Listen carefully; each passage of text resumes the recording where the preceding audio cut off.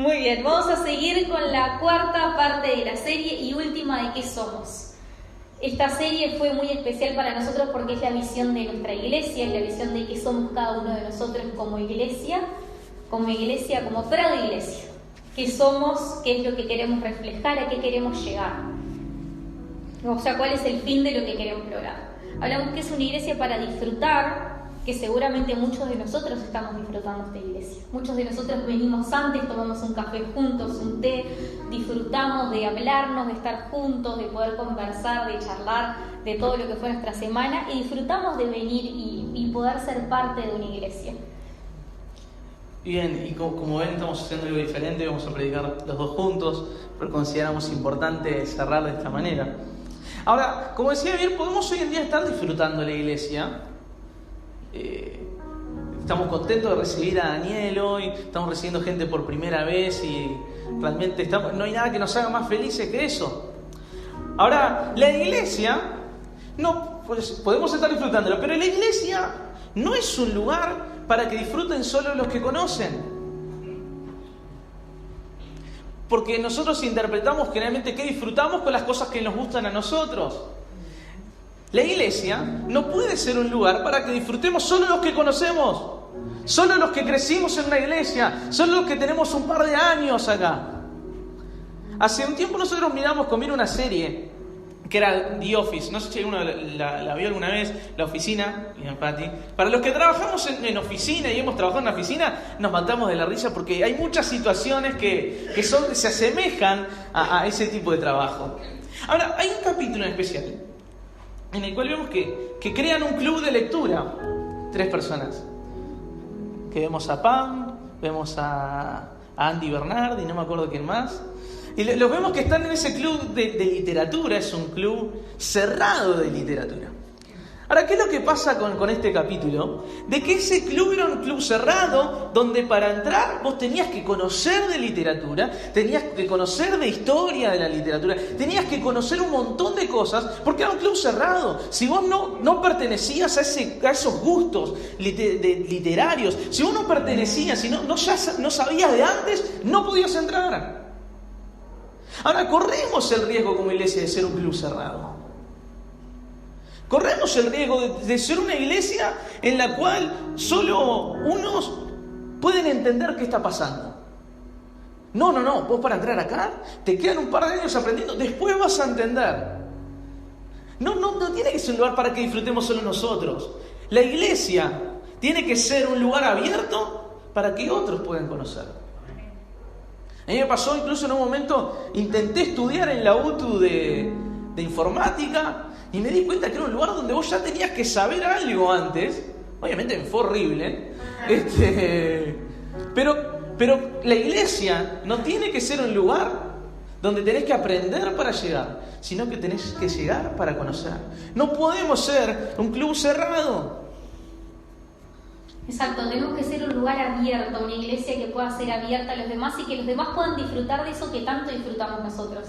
No sé cuánto les pasa que pasan cosas lindas en su vida y quieren que otros también la vivan, que otros también la experimenten. Eso es iglesia, de poder saber que nosotros estamos disfrutando, pero que otro también puede disfrutar lo que estamos disfrutando nosotros. Quiero que vayamos a leer un versículo juntos. Este versículo es muy importante para nosotros, para Fer y para mí, porque es un versículo que marcó mucho nuestras vidas hace muchos años y es el principio de cómo nosotros queríamos desarrollar nuestra visión como iglesia, y nos encanta terminar la serie con este versículo. Así que quiero que leamos juntos Romanos 15, versículo 20 al 21. Y dice: mi gran aspiración siempre ha sido predicar la buena noticia donde nunca antes se ha oído el nombre de Cristo y no donde otro ya ha comenzado una iglesia.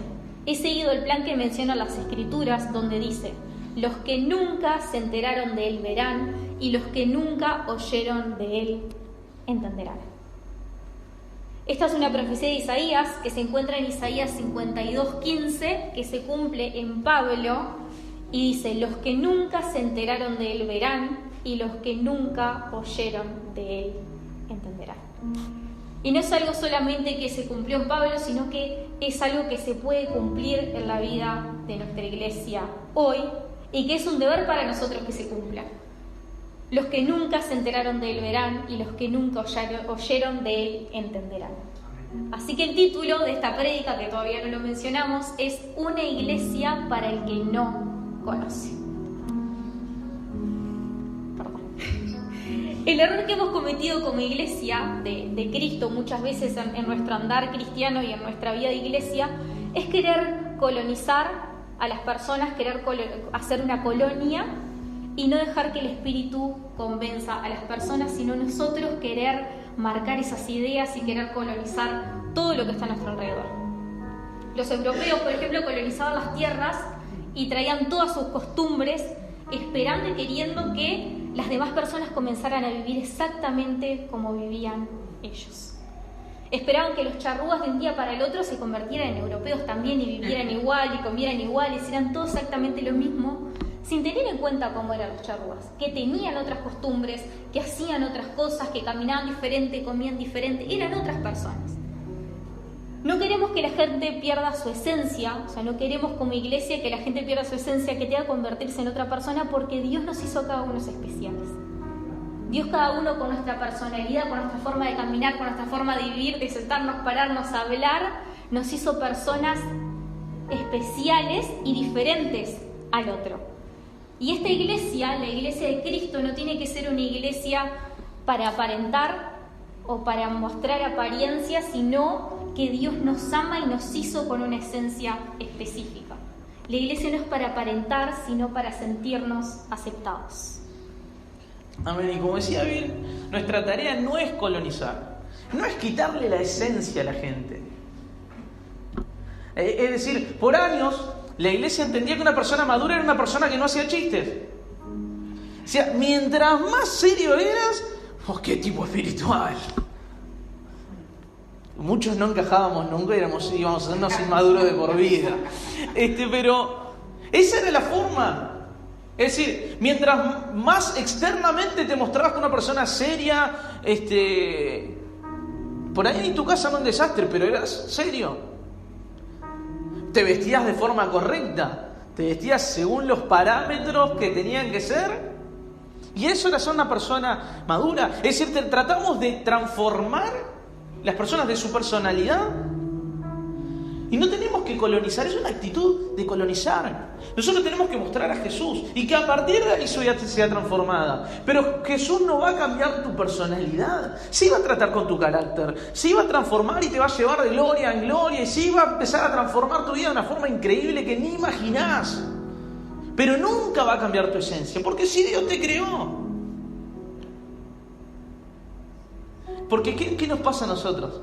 Que cuando queremos un cambio en una persona, queremos que se vea como nosotros.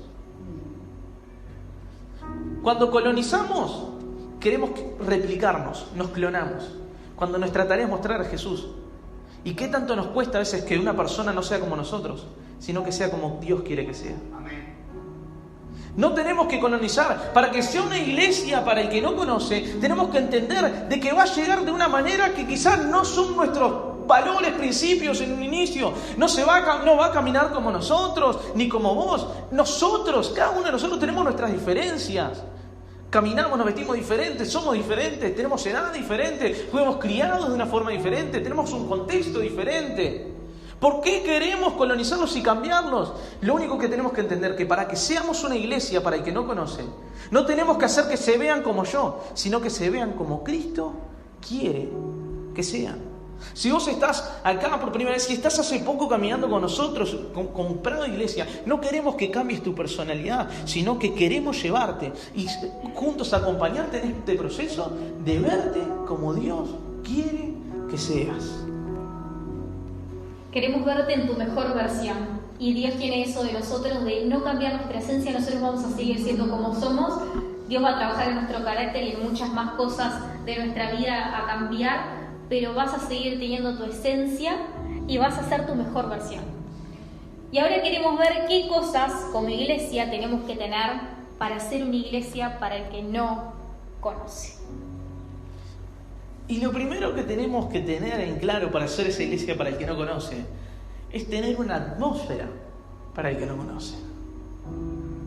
Ahora, cuando hablamos de atmósfera, tenemos un problema cultural eclesiástico. de que hemos reducido una atmósfera de adoración a la respuesta a una canción. ¿Sentimos la presencia de Dios hoy acá? ¿Cuántos sintieron durante las canciones la presencia de Dios? Amén, todos sí.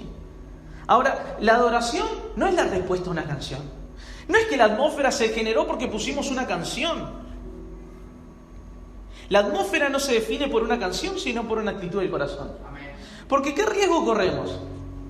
De que amemos canciones por encima de la atmósfera que Dios quiere crear.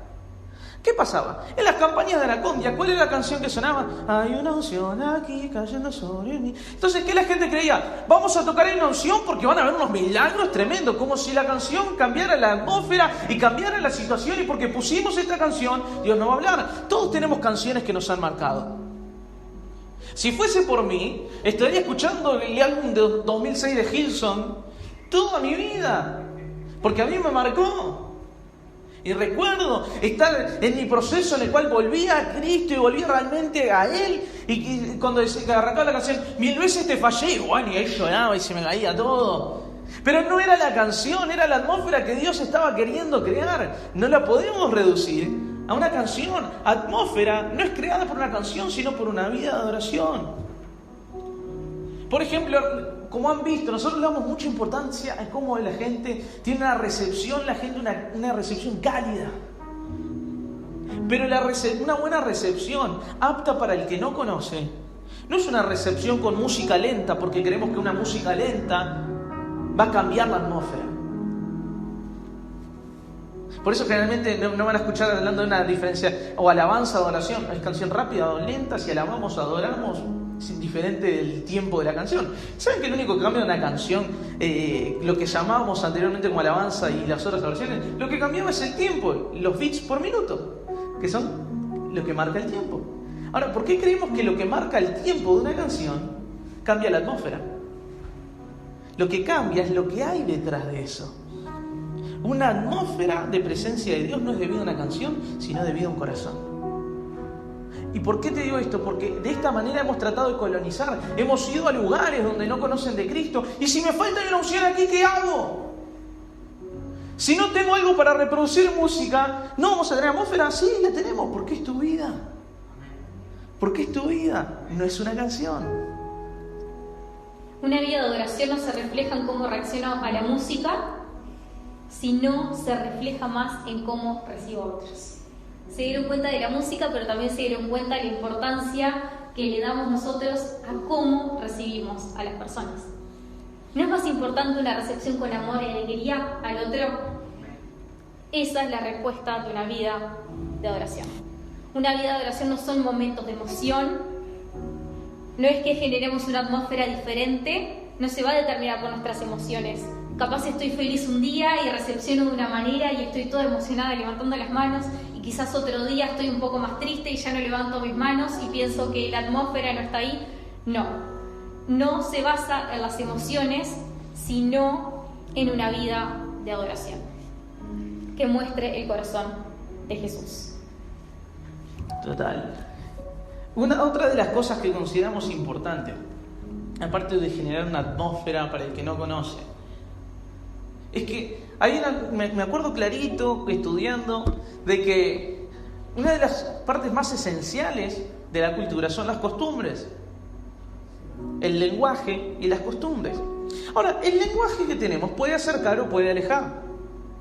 Les voy a poner un ejemplo. Hace unos años, gracias a Dios, por el 15 de Vale, con mis padres y ella, todavía no estaba casado, fuimos de viaje a Estados Unidos. Imagínense, nunca había viajado en avión, nunca nada, y yo tenía 18, entonces fuimos allá, toda una experiencia para nosotros éramos como ver una película de unos indios charrúas en un lugar que no conocíamos.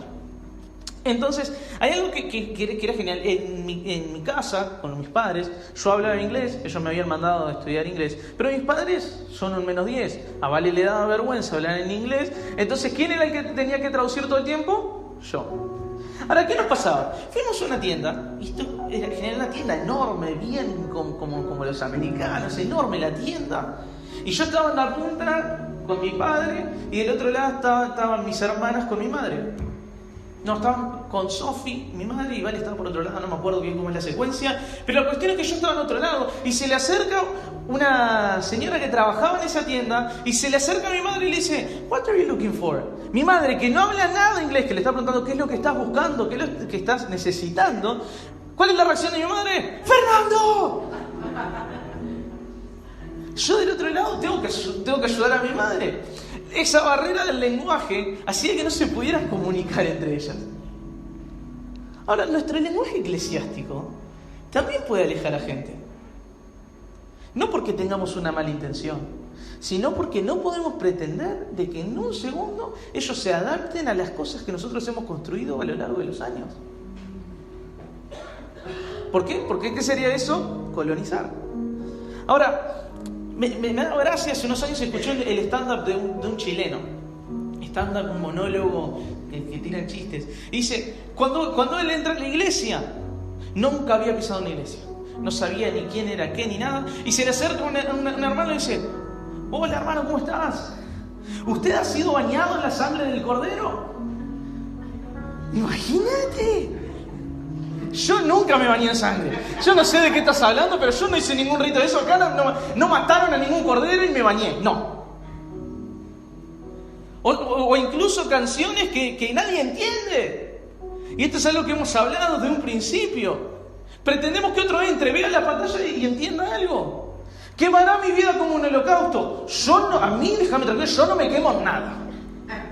A mí no me vengan con rituales, con cosas. No. Entonces, esas cosas que para nosotros sí tienen un significado y que realmente digo, Señor, sí quema mi vida como un holocausto, que significa realmente quema mi vida como una ofrenda para ti, perdóname, límpiame, hazme nuevo. Tiene un significado para mí.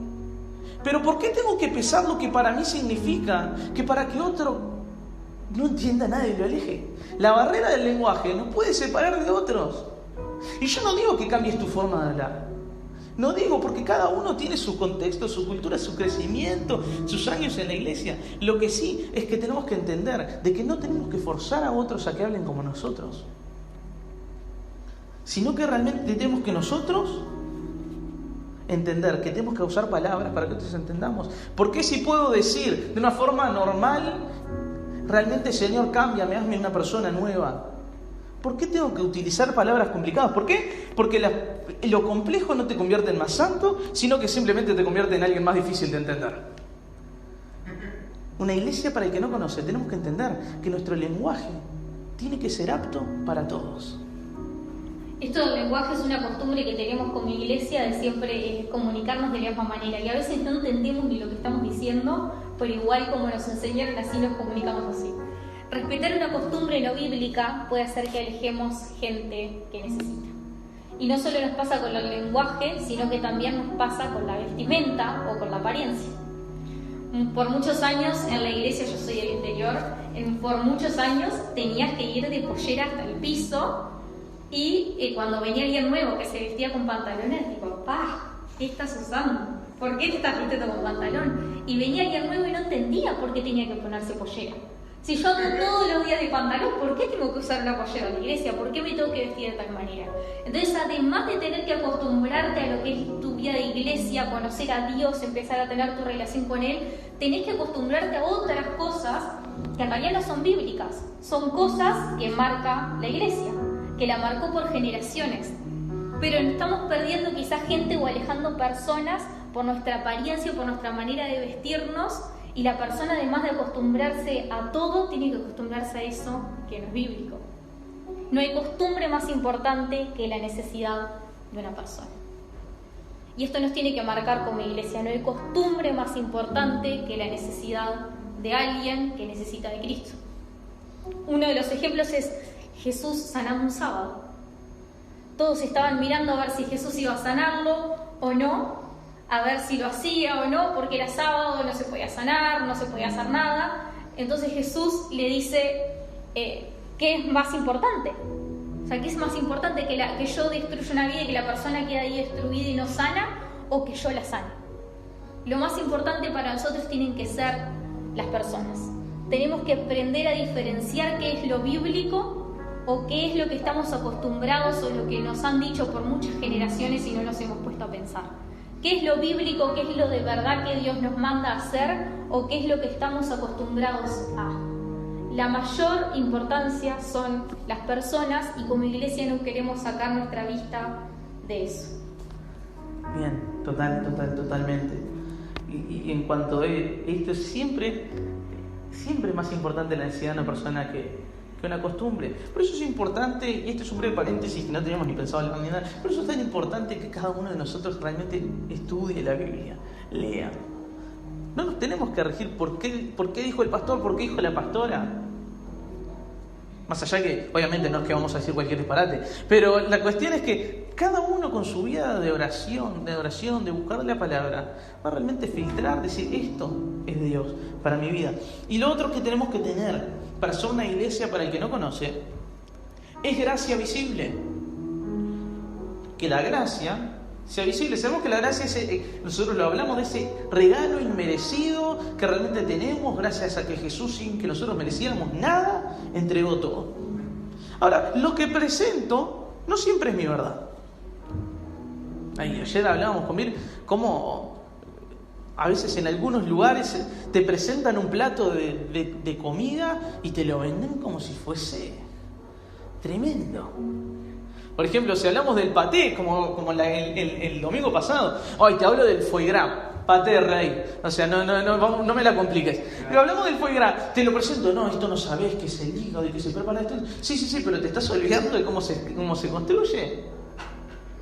O incluso las televentas, que vos estás en la tele y dice, con este aparato en 2 días vas a bajar 15 kilos. Estoy.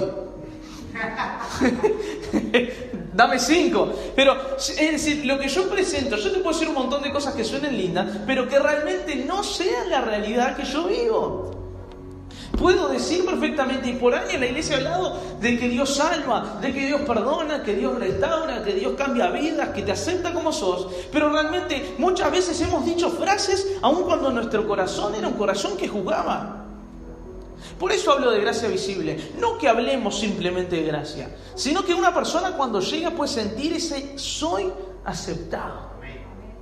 Soy aceptado. La gracia visible es la gracia que se muestra. Las palabras no son suficientes. Ojalá fueran suficientes. Jesús hubiese deseado venir y decir, mis palabras son suficientes. Pero no, tuvo que pasar algo y tuvo que hacer algo para cargar el peso de la humanidad.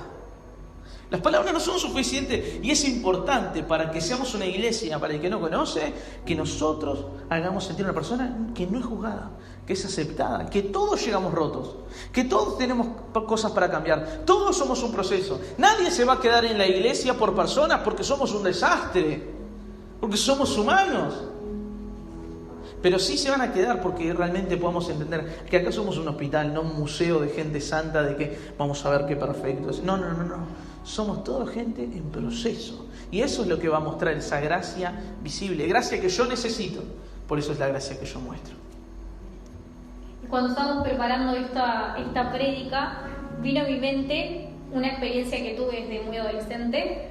Yo me quería ir a la iglesia, nací en la iglesia desde muy chiquita, mis papás siempre me llevaron a la iglesia, pero no eran las típicas adolescentes que encontrás en la iglesia, que son tranqui, que están ahí, que sirven a Dios, que todo normal, sino que era bastante rebelde.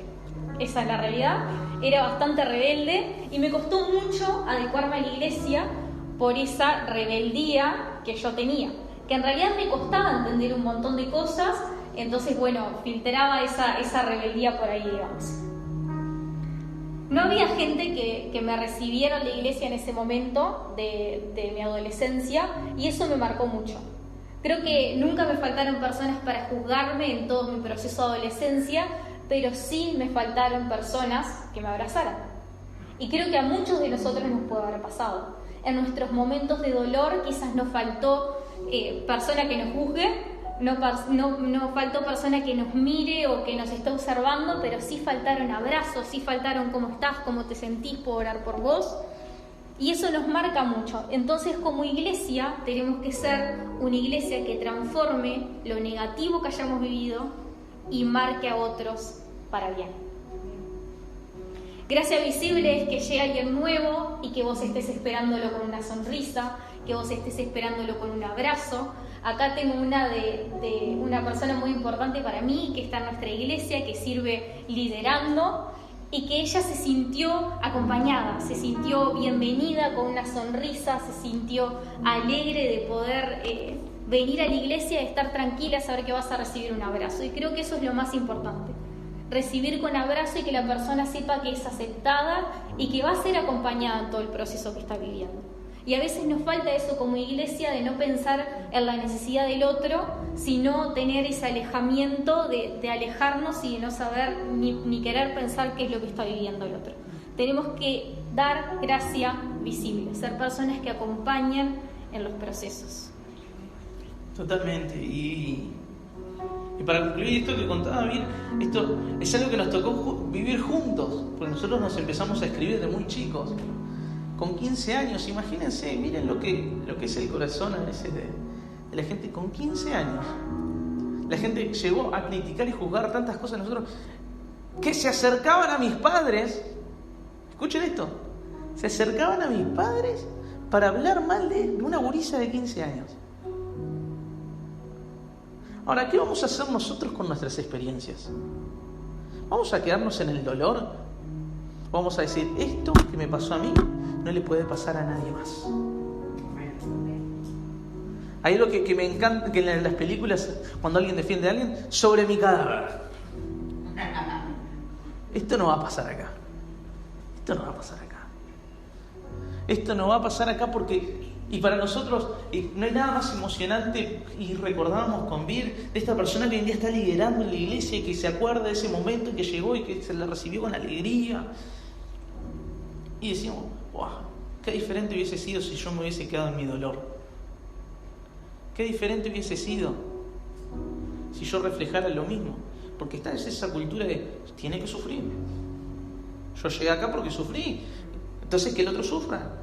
En vez de dejar plataformas para que los otros puedan crecer a partir de lo que nosotros ya vivimos. Y concluyendo es, ¿qué somos? Esta pregunta que hemos hecho. ¿Qué somos? ¿Qué queremos ser? Algo que nos tenemos que preguntar en nuestra vida, no simplemente como iglesia. ¿Qué somos? ¿Qué queremos hacer? ¿Hacia dónde vamos? Creo que después de esta serie está bastante claro, sí, hacia dónde vamos, hacia qué apuntamos. Y esto es lo que queremos ser como iglesia. Y esto es lo importante. Hacia dónde vamos no depende únicamente de la visión de los pastores. Hacia dónde vamos no se carga algún peso tan grande como realmente servir como iglesia, ir a la necesidad. No se carga con una visión que suena linda y que realmente Dios nos mostró, sino que depende de quienes abrazan la visión de ir y de generar una iglesia para el que no conoce.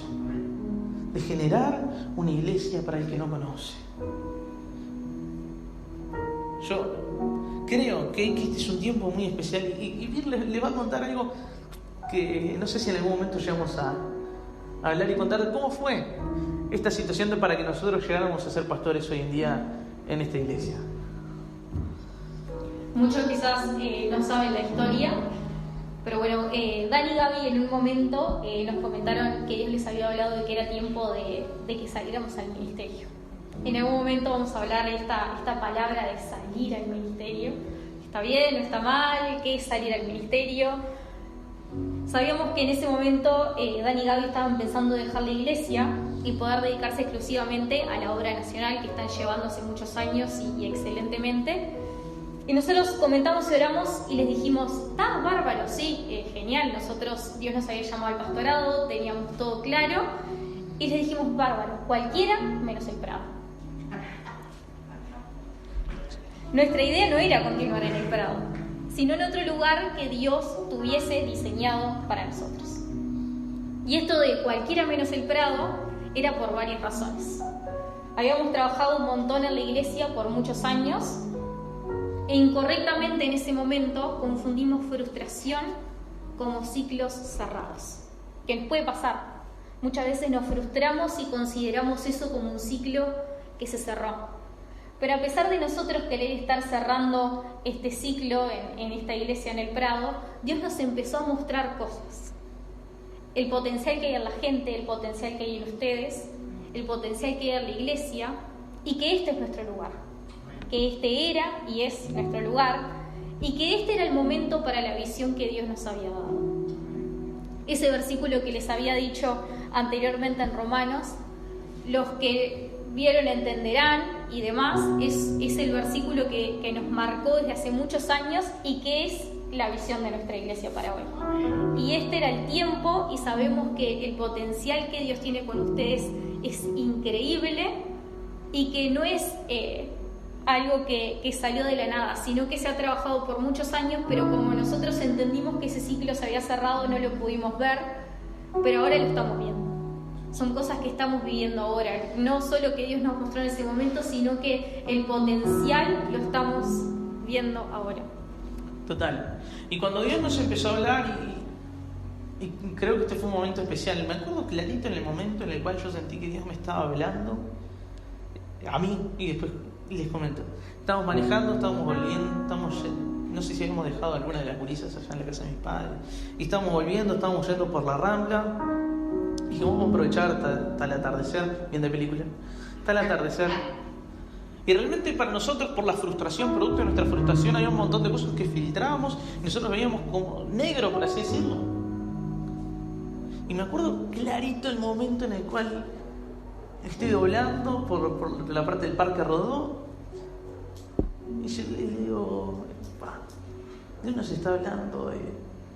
¿No te pasa que estás viendo todo eso negro, lo ves como la cosa más clara, y una cuestión de un potencial enorme que no estábamos viendo? Y ese fue el momento en el cual entendimos, y Dios nos empezó a mostrar en persona, che, mira acá, esto que no estabas viendo, míralo, mira esto, mira el potencial que hay acá. Nos empezó a mostrar todo el potencial que había en la gente que iba a llegar. Nos empezó a hablar de todo esto, y todavía haciendo del Prado Iglesia una familia más grande. Amén. Dios quiere que hagamos una iglesia donde aceptados, aceptemos. Que seamos bendecidos para bendecir. Una iglesia para disfrutar, pero no para disfrutar nosotros simplemente. No solamente para que disfrute aquel que creció en la iglesia. No solamente para el que está hace un par de años, sino que también pueda disfrutar aquel que no conoce. Aquel que no conoce. Aquel que no conoce. Esta profecía de Isaías que Pablo menciona, aquellos que no conocieron, conocerán. Los que no entendieron, entenderán. Sí se cumple en Pablo, pero también se tiene que cumplir en nosotros. Pero también se tiene que cumplir en nosotros.